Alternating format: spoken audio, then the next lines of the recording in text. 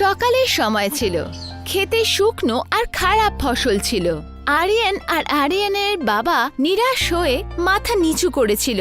আরিয়ানের মায়ের চোখে চিন্তা স্পষ্ট দেখা যাচ্ছিল। এবার কি হবে? আমাদের সব ফসল নষ্ট হয়ে গেছে। সারা বছরের পরিশ্রম জলে গেল সব। এখন কি করে সংসার চলবে? বাবা, তুমি চিন্তা করো না তো, আমি শহরে যাব, ওখানে একটা না একটা কাজ আমি অবশ্যই পাবো। আমি শুনেছি তুই তো ছেলেকে শহরে পাঠাচ্ছিস। হ্যাঁ, আমার কথা শোন, ওখানে গিয়ে তোর ছেলে কিন্তু নষ্ট হয়ে যাবে। আমার ছেলে ওরকম নয় বাবু, ওকে আমি ভালো শিক্ষাই তো দিয়েছি সবসময়। আচ্ছা, দেখাই যাক। পরের দিন আরিয়ান খালি পকেট আর আশা নিয়ে বাস থেকে নেমে পড়ল। কিছুদিন ধরে কাজ খোঁজার পর ও একটা কোরিয়ান রেস্টুরেন্টে কাজ পেয়ে গেল।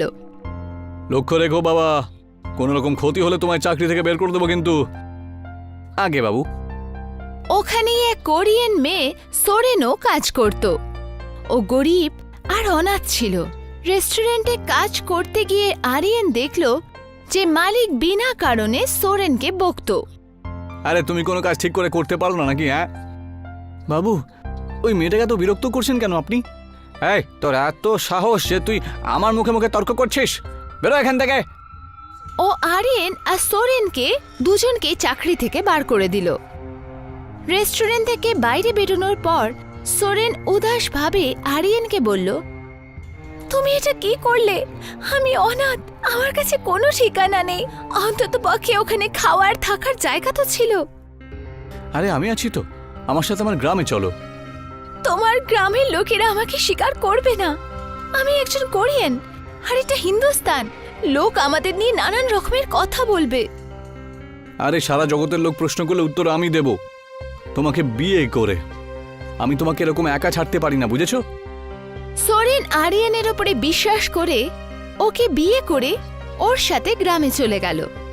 গ্রামের লোকেরা একে অপরের সাথে কথা বলছিল। তখনই দূর থেকে আরিয়ান আর সোরেনকে আসতে দেখল। আরে আরিয়ান শহর থেকে ফিরে এসছে। আর সঙ্গে একটা বিদেশিকেও নিয়ে এসছি দেখছি। দেখলে তো, বলতো যে ছেলেটা নাকি শিক্ষা দীক্ষা ভালো পেয়েছে, আর এখন দেখো কোরিয়ান বউ নিয়ে এসেছে। আরিয়ানের মা আর বাবা ঘরের বাইরে দাঁড়িয়েছিল। ওদের চেহারা নিরাশ হয়ে গেল। আরিয়ান আর সোরেন ওদের সামনে দাঁড়িয়েছিল। বাবা, তুই এটা কি করলি? খাবারের অভাব আমাদের প্রথম থেকেই ছিল। তুই কিছু রোজগার করে আনলি তো না? তার ওপরে আমাদের না জিজ্ঞেস করে তুই বিয়ে করে বউ নিয়ে এলি, আর তাও আবার বিদেশি বউ। সোরেন এইসব কথা শুনে উদাস হয়ে গেল। রাতের সময় ছিল। আরিয়ান আর সোরেন বাড়ির বাইরে বসেছিল। আরিয়ান উদাস ছিল। আমি একটা জিনিস বুঝতে পারছি না যে কি করব। কাজও নেই, পয়সাও নেই আমার কাছে। এখানে আমরা কি করে থাকবো? আমি কিছু ভাবছিলাম। কি? যখন আমি কোরিয়ায় ছিলাম তখন আমার মা খুব সুস্বাদু নুডলস বানাতো। আমি ওনার থেকে শিখেছিলাম। যদি আমরা গ্রামে রামেন নুডলস বিক্রি করি? কিন্তু এখানকার লোকজন রামেন নুডলস থোড়ি না খাবে। যদি স্বাদ ভালো হয় তাহলে সবকিছু বিক্রি হবে। শুধু আমাদের লোকেদের টেস্ট করাতে হবে। কিন্তু গ্রামের লোকেদের কাছে তো বেশি পয়সা থাকে না, তাই না? এই জন্য এটাকে আমরা শুধু 1 টাকায় বিক্রি করব। আমি তো বুঝতে পারছি না যে 1 টাকাতে বিক্রি করে আমরা রোজগার করব কি করে। দেখো, আমি হিসেব করে ফেলেছি। 1 প্যাকেট রামেন নুডলস 10 টাকায় হয়। ওখান থেকে 5টা ছোট ছোট বোল বানানো যাবে। মানে 1 বাটির খরচ 2 টাকা, তাও 1 টাকায় বিক্রি করে লসই তো হবে। হ্যাঁ, কিন্তু লোক যখন এটা পছন্দ করবে তখন সব কিনে নেবে। তারপর আমরা প্রত্যেক বোলে একটু সেদ্ধ ডিম, পেঁয়াজ কলি আর মশলা দিয়ে ওটা আরো টেস্টি করে দেব।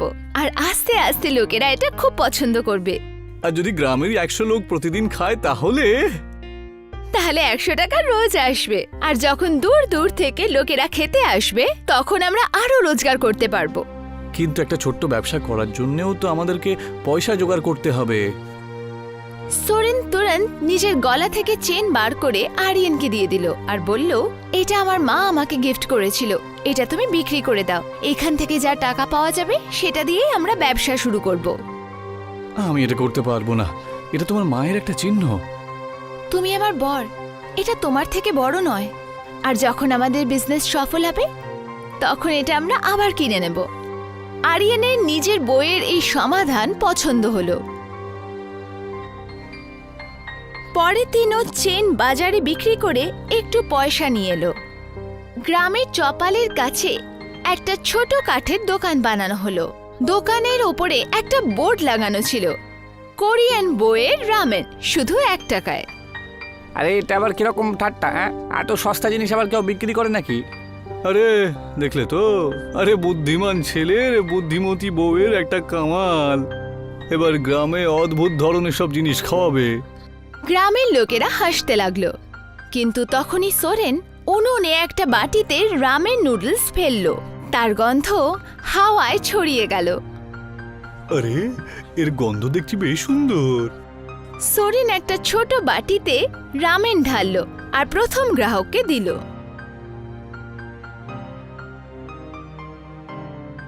আরে এ তো বেশ সুস্বাদু খাবার।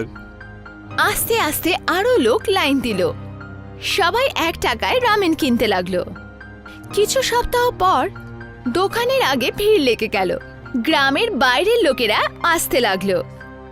আমি শুনেছি যে শহর থেকেও লোকেরা খেতে আসছে। এবার তো খবরে কাগজেও দেওয়া হয়েছে দেখছি। কিছুদিন পর একজন রিপোর্টার নোটস বানাচ্ছিল। গ্রামের কোরিয়ান বউ নিজের পরিশ্রম দিয়ে একটা ছোট্ট রামেন নুডলসের স্টল খুলে দিয়ে সারা পৃথিবীতে ছড়িয়ে পড়েছে। শুধুমাত্র 1 টাকায় সুস্বাদু রামেন নুডলস দিয়ে উনি নিজের ব্যবসাকে নতুন উচ্চতার শিখরে নিয়ে গেছে।